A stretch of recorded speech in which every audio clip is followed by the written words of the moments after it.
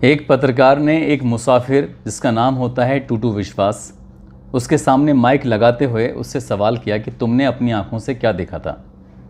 जैसे ही ये सवाल उससे किया जाता है तो टूटू विश्वास बात कहने से पहले ही रोने लगता है, उसकी आंखों से आंसू टपकने लगते हैं। पत्रकार कहता है कि तुम इतना परेशान क्यों होते हो, तुमने जो अपनी आंखों से देखा है, जो भी देखा है उसको बताने की कोशिश करो।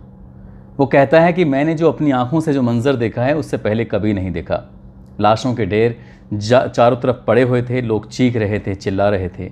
इसी चीख और पुकार के बीच में एक व्यक्ति और उसकी पत्नी होती है, दोनों पड़े हुए हैं। उनके पास में ही एक बच्चा है जो बहुत ज़ोर ज़ोर से रो रहा था।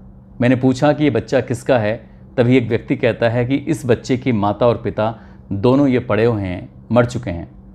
टूटू विश्वास ने अपनी आंखों से जो देखा था उसको बयां करते हुए वो भी रोने लगता है। दरअसल वो बच्चा जो रो रहा था, कुछ देर बाद उस बच्चे ने भी रोते रोते दम तोड़ दिया। दरअसल हादसा ही कुछ ऐसा था।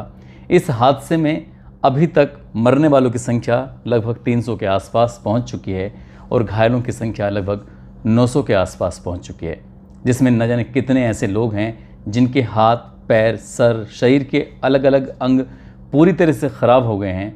जब तक वो जिएंगे शायद इस हादसे को कभी भूल पाएंगे। आज का हादसा जो उड़ीसा में हुआ है, उस हादसे ने पूरे हिंदुस्तान को ही नहीं बल्कि पूरी दुनिया को हिलाकर रख दिया है। कहानी आज उसी हादसे की है। आदाब, नमस्कार, सत श्री अकाल। मैं उस्मान सैफ़ी। आज की जो सच्ची घटना मैं आपको सुनाने जा रहा हूँ, सच्ची घटना से पहले मैं आपको बता देना चाहता हूँ 8 नवंबर 2016 को हमारे देश में नोटबंदी लागू हुई थी और जैसे ही नोटबंदी लागू होती है उसके बाद 500 के और 2000 के नए नोट चलन में आए थे। तभी एक दिन एक पत्रकार जिनका नाम होता है सुधीर चौधरी और एक पत्रकार होती हैं श्वेता सिंह, दोनों ही अपने अपने तरीके से एक मामले में रिपोर्टिंग कर रहे थे। रिपोर्टिंग करते करते कब वो भाव आवेश में आ जाते हैं और बहुत ही उत्साहित होकर उस न्यूज़ को बता रहे थे कि 2000 के नोट में नैनो चिप लगी हुई है और ये नैनो चिप अब भ्रष्टाचार को पूरी तरह से ख़त्म कर देगी। पैसों को बिल्कुल जो भी इन्हें इकट्ठा करने की कोशिश करेगा, काला धन जमा करने की कोशिश करेगा, तो ये नैनो चिप पता बताएगी। ये सिग्नल सैटेलाइट के माध्यम से वहाँ तक पहुँच जाएंगे। कुछ दिन के बाद, ज़्यादा लंबा वक्त नहीं बीतता, साल 2023 में ही ये 2000 का नोट जब चलन से बंद हो जाता है, मोदी जी घोषणा कर देते हैं कि अब ये नोट नहीं चलेगा। तो उसके बाद फिर यही वीडियो सोशल मीडिया पर बहुत तेज़ी के साथ वायरल होने लगते हैं। श्वेता सिंह हों या सुधीर चौधरी हों या अन्य पत्रकार हों, वही 2000 के नोट में नैनो चिप के बारे में जो जानकारी थी जब वायरल होती है तो ये पत्रकार कहीं ना कहीं अपना मुंह छुपाकर शर्मिंदा होते हैं और अपनी बात कह नहीं पाते हैं। ठीक वैसे ही बात कर रहा हूँ 3 जून 2023 को एक और वीडियो होता है जो बहुत तेज़ी के साथ वायरल हो जाता है। दरअसल वो वीडियो होता है भारतीय रेल मंत्री का, अश्वनी वैष्णव जो होते हैं उनका वीडियो वायरल होता है। दरअसल ये वीडियो होता है 4 मार्च 2022 का और 4 मार्च 2022 को जब रेल मंत्री पत्रकारों से बातचीत कर रहे थे तो उनके हाथ में 2 खिलौने होते हैं। उन खिलौनों की शक्ल थी बिल्कुल ट्रेन के डिब्बे की तरह। वो बताते हैं आपस में कि जब हमने एक ऐसी टेक्नोलॉजी का ईजाद किया है, एक ऐसा सुरक्षा कवच तैयार किया है, जब 2 ट्रेन आमने सामने आएंगी तो एक ट्रेन दूसरी ट्रेन को सिग्नल देगी और ट्रेन एक रुक जाएगी। दूसरी ट्रेन जब आमने सामने टकराव होने से पूरी तरह से बच जाएगी। यदि ट्रेन आमने सामने है तब भी टकराव नहीं हो सकता। यदि ट्रेन आगे पीछे चल रही है और पिछले वाली ट्रेन की रफ्तार बहुत ज़्यादा तेज़ है तब वो सिग्नल मिलेगा और सिग्नल मिलने के बाद वो ट्रेन जाम हो जाएगी और एक ट्रेन आराम से निकल जाएगी, यानी कि कोई हादसा नहीं होगा। और जैसे ही ये रेल मंत्री का वीडियो सोशल मीडिया पर वायरल होता है तब लोग ट्विटर पर क्या, फेसबुक पर क्या, यूट्यूब पर क्या, जो अलग अलग प्लेटफॉर्म में अब भारतीय रेल मंत्री को बुरा भला कहना शुरू कर देते हैं। दरअसल बुरा भला कहने वाली बात ही थी। बात कर रहा हूँ 2 जून 2023 की शाम लगभग 7:20 के आसपास का वाक़या था। उड़ीसा प्रदेश का एक ज़िला लगता है बालासोर और इसी का एक जगह है बगहा नागा बाज़ार रेलवे स्टेशन। इससे ठीक पहले लूप लाइन पर एक मालगाड़ी खड़ी हुई है जिसमें कोयला भरा हुआ है। वो मालगाड़ी कब से खड़ी थी, कैसे खड़ी थी, इसकी जानकारी तो रेलवे विभाग ही बहुत अच्छे से दे सकता है। शाम के 7:20 के आसपास का ये वाक़या होता है और एक ट्रेन है जो लगभग अपनी रफ्तार, जो उसकी खुद की रफ्तार होती है 127 की या 130 किलोमीटर प्रति घंटे की रफ्तार से वो ट्रेन आ रही थी, जिसका नाम होता है कोरोमंडल शालीमार एक्सप्रेस। गाड़ी नंबर होता है 12841। अब ये गाड़ी हावड़ा के शालीमार स्टेशन से चलकर चेन्नई की तरफ चलती है और इसमें पश्चिम बंगाल हो या उड़ीसा हो, आंध्र प्रदेश हो या तमिलनाडु हो, इन प्रदेशों को पार करती जाती है। जहाँ जहाँ भी रेलवे स्टेशन होते हैं वहाँ से मुसाफिरों को लेकर जाती है और उनकी मंजिल तक उन्हें पहुँचाने की भरोसा दिलाती है।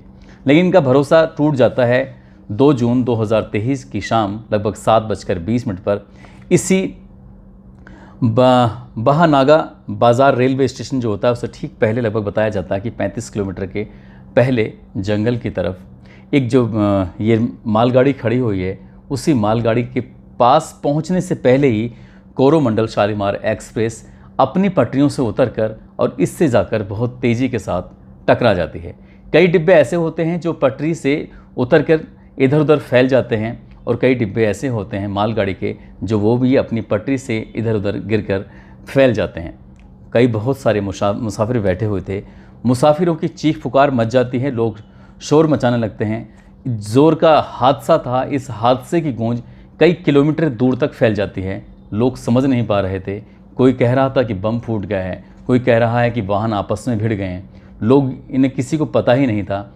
बड़ी संख्या में ऐसे मुसाफिर थे जो ट्रेन में जगह जगह सो रहे थे, कई ऐसे मुसाफिर थे जो वीडियो देख रहे थे, कई ऐसे मुसाफिर थे जो आपस में बातचीत कर रहे थे। लेकिन ये बातचीत का सिलसिला, ये वीडियो का सिलसिला, ये आपस में किसी के सोने का सिलसिला बिल्कुल ख़त्म हो चुका था, समाप्त हो चुका था, क्योंकि हादसा जो इतनी तेज़ था, जो बोगियाँ सबसे आगे थीं जब ट्रेन टकराती है उन बोगियों में असर ज़्यादा था। अभी ये जानकारी जो थी कंट्रोल रूम तक पहुंचनी चाहिए थी। ऐसा लग रहा था कि जो हादसा हुआ है ये कंट्रोल रूम तक की जानकारी पहुंच जाती तो शायद अभी कुछ और जो होना बाकी था वो कभी नहीं होता। लेकिन इतना वक्त मिला ही नहीं और एक और गाड़ी होती है जो बहुत तेज़ी के साथ आ रही थी, बेंगलुरु हावड़ा एक्सप्रेस, जिसका नंबर होता है 12846। ये भी अपनी रफ्तार पर थी। बताते हैं कि लगभग 125 किलोमीटर प्रति घंटे की रफ्तार से ये गाड़ी चल रही थी और ये विपरीत दिशा से आ रही थी। वो नहीं जानता था ड्राइवर कि जिस रास्ते पर, जिस पटरी से वो गुज़र रहा है, वो पटरी पूरी तरह से बंद हो चुकी है, क्योंकि पहले से ही यहाँ पर एक मालगाड़ी है और एक शालीमार जो एक्सप्रेस गाड़ी होती है वो पहले से ही पलटी पड़ी है। अब यहाँ पर जब ये 2 गाड़ियाँ पहले से आपस में टकराई हुई थी, तीसरी गाड़ी एकदम अचानक से आती है और अचानक से आने के बाद बहुत तेज़ी के साथ हादसा होता है और देखते ही देखते 17 डिब्बे अपनी अपनी पटरी से इधर उधर कम से कम 1 किलोमीटर के दायरे में फैल चुके थे। जैसे ये दूसरा हादसा होता है तो आसपास के लोगों तक फिर दोबारा आवाज़ पहुंचती है। जिनके घर बहुत करीब में थे, पास में थे, उन लोगों ने इस हादसे की खबर सुनने के बाद एक दूसरे लोगों को फ़ोन भी किया और घटनास्थल पर दौड़कर आते हैं। जब दौड़कर आ रहे थे, मौके पर आकर देखते हैं तो ऐसा दृश्य संभवतः शायद किसी ने अपनी आंखों से, इन लोगों में से कभी किसी ने देखा होगा। जिधर भी देखो वहीं लाशों के ढेर पड़े हुए हैं, जहां देखो वहां चीख पुकार मची हुई है। कई ऐसे मुसाफिर थे जो अपनी आंखों से बता रहे थे कि आंखों देखा बता रहे थे कि किसी का हाथ कटा हुआ है, वो ज़ोर ज़ोर से चिल्ला रहा है। पटरियाँ जो थीं वो अपनी जगह से उखड़कर, जिस पटरी को कोई इंसान अपने हाथ से हिला नहीं सकता, जिन पटरियों को मशीनों के माध्यम से हिलाने में भी बड़ी ताकत लगानी पड़ती है, वो पटरियाँ ट्रेन को चीरती हुई बीच में से निकल जाती हैं। जहाँ देखो वहाँ हादसे की ऐसी भयावह स्थिति थी कि लोग आपस में एक दूसरे को बचाने की बजाय चीख रहे थे, चिल्ला रहे थे, अपनी बचाने की गुहार लगा रहे थे कि कोई आए और मदद करे। तभी जब लोग आसपास के घरों के होते हैं, जब दौड़ कर मौके पहुंचते हैं तो लाशों के ढेर निकालना शुरू कर देते हैं। अब ये हादसा धीरे धीरे करके लोगों के पास पहुंचता है। उसके बाद फिर लोग एक दूसरे को फ़ोन करते हैं और जो आसपास का जो इलाका होता है, इस आसपास के बगहा नागा बाज़ार स्टेशन के बाद वहाँ तक खबर पहुँचती है।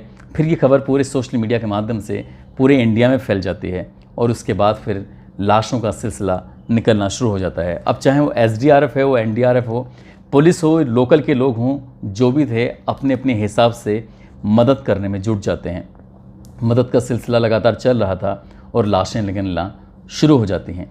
पूरी रात ये सिलसिला चलता रहता है। दिन निकल आता है और जब दिन निकल आता है तब लगता है पूरे हिंदुस्तान को, हमारे देश में इतना बड़ा हादसा हुआ है।